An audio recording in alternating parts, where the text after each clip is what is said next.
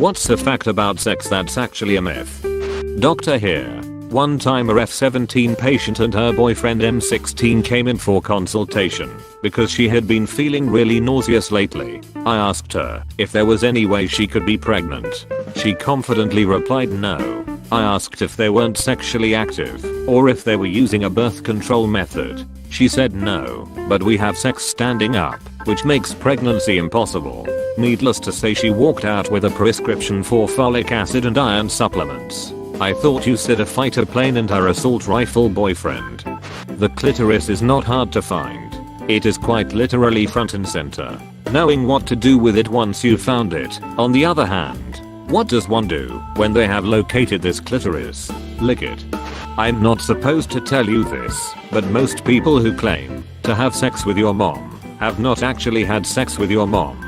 Now I feel bad for my mom. I'd been having visions of her happily bouncing around town. Should send her a card. The longer you go, the better it is. I have a condition, and it takes me a long time to finish. I'm talking like an hour. Some women take that personally, and most of them just don't seem to be able to last that long. Friction is a thing. It actually sucks. It's inconvenient at very least. Dude. Thank you for being honest.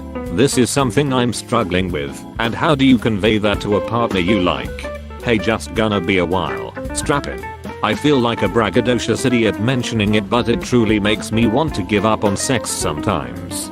Tell them ahead of time that it usually takes you a while to come when other people are involved. Let them know that you're more interested in pleasing them, and that you not coming doesn't mean you're not having fun.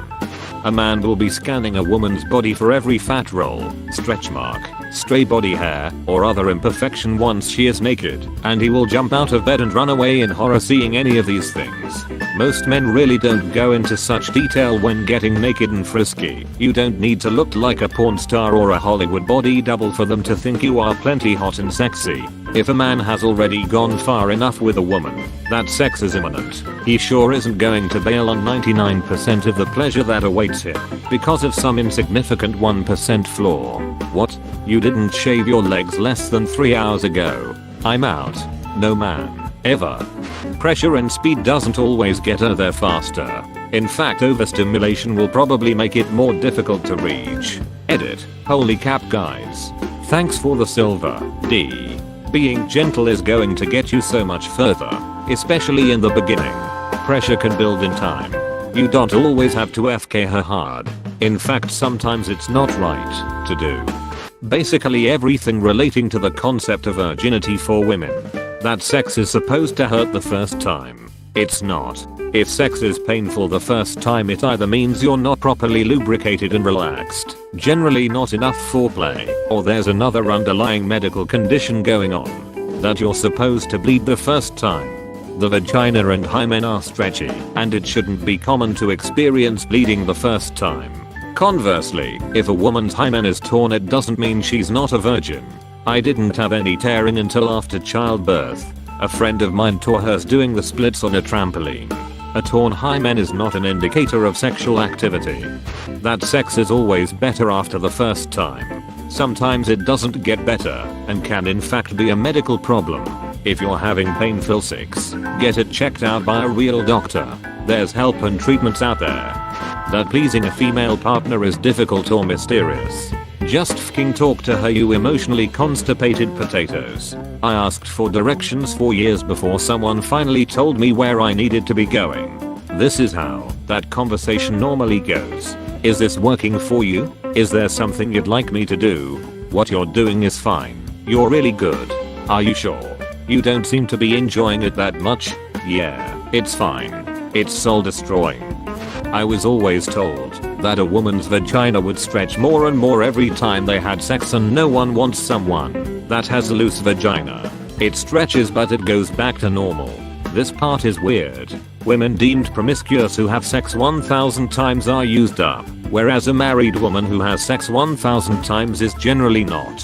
What is it about different men that stretches? And it rarely incorporates giving birth, which can actually change anatomy. It seems to exclusively be having the wrong kind of sex. No one's mentioned squirting yet? Okay. Very few women are actually physically capable of squirting. It is also not the equivalent of jizz for a female. It's water and a little bit of pee. But in most porns it's just pee. Edit. Y'all can stop providing your weird anecdotal experience. Thanks. The average human penis is not 13 inches. The average centaur penis is 15 inches. Edit. May or may not have biceps as well. I'm shocked by the amount of patients who believe pulling out is foolproof against pregnancy. Sure, it's better than nothing, but 1 in 5 people who only use withdrawal will fall pregnant. And there is no protection against STDs. Withdrawal is best combined with another contraception like condoms. My hubby and I can confirm. Second kid was a pull and pray kid. That vaginas get looser the more often their owners have sex. If you think about it for 2 seconds, it should be obvious it's not true. Yet the myth persists. By that same logic, then penises would also become worn down like a stick of chalk the more you use it. I notice this seems to escape the geniuses at r/braincels though. Ha. Nice try, virgins. You're going to mess up the first time like everyone else. Can't mess up if it never happens. You can't get pregnant your first time. Yes you can. Wait, who would ever believe that? Sheltered teens. Yodeling during climax makes it better. But that's true. It works for me. Sex is, in fact, much more complicated than just having raspberries blown on your tummy. There's squeezes too. I once removed my BF's pants, as if to go down on him, only to go down and give him a big raspberry. He squealed like a little girl. That sex is always super serious and sexy. Weird stuff happens, laugh about it, and roll with it. That's half the fun. Dude, I can't even count how many times something has happened. My girlfriend and I get the giggles, or start cackling for like 10 minutes, and then get back to it. Sex is supposed to be fun. People really overthink it sometimes. You don't need lube because a woman's pussy is self-lubricating. Yes, it can be. But every person is different, and vaginal fluid dries pretty fast. It's a much better bet to have lube on hand just in case she's naturally more dry. That for sex to be good you must orgasm. I don't know how it is for guys, but at least for me, it's only a small part of it. I don't know how it is for guys. The orgasm is the whole thing. There's a reason it's called a climax. Not all women want sex to last a long time. If you go longer than 10 minutes, I'm going to get bored.